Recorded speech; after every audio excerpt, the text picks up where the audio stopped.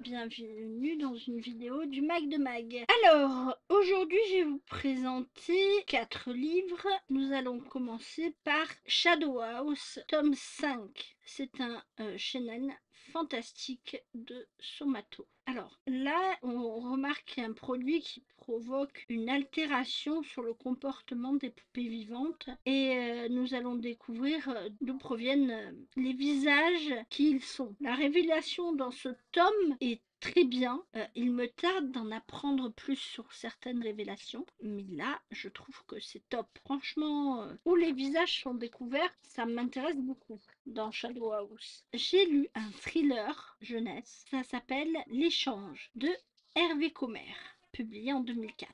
Alors, c'est avoir 18 ans dans un bled paumé, c'est pas très marrant. Au lieu des fêtes de village et tout, le conseil des jeunes du village a décidé d'innover cette année en demandant aux gens du village d'échanger leur maison. Chacun va échanger sa maison. Mais tout n'est pas si rose. Derrière les portes des voisins, chacun a ses secrets et certains sont plus dangereux que d'autres. J'ai beaucoup apprécié ce thriller, haletant, même si l'idée de base est peu crédible. C'est peu crédible que des gens échangent, enfin que même le moindre petit village, même petit soit-il, hein, qu'ils échangent leur maison pendant l'été. Pour moi, l'échange de maison, c'est peu crédible dans un livre. Mais ça restait intéressant, en fait, c'est pour dire que on connaît pas vraiment ses voisins. C'était pas vraiment l'échange en tout cas.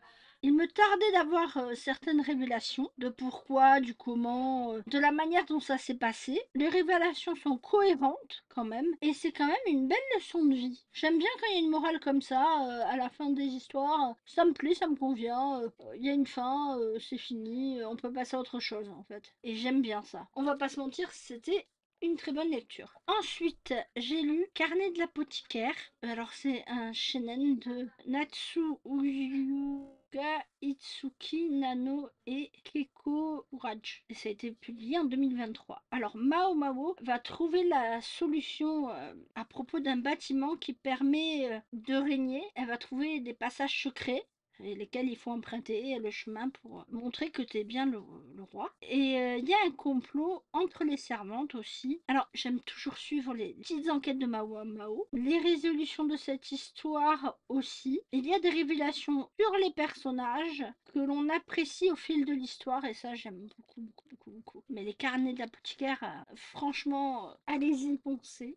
Mais quand je vous dis foncez, c'est foncez. Ensuite, j'ai lu une BD. C'est La rivière à l'envers. C'est une aventure fantasy de Jean-Claude Mourleva et Max Lermenier et Diego El Prada. Ça a été publié en 2018 et suit Tomek, un jeune épicier de 13 ans. Il n'a qu'une seule idée en tête, retrouver Anna, qui lui a acheté un sucre d'orge et lui a demandé de l'eau de la rivière qui coule à l'envers, car elle rend immortelle cette eau. Donc Tomek va alors partir dans une aventure palpitante avec des rebondissements incroyables. Le plus improbable les uns que les autres aussi, mais c'était vraiment très bien. J'ai bien aimé suivre ces mésaventures, ce qui se passe.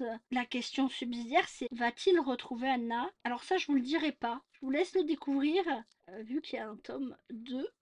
Donc je vous laisse le découvrir. Dans le tome 2 on suit l'histoire d'Anna. Mais là j'ai vraiment bien aimé l'histoire de Tomek et je vous conseille.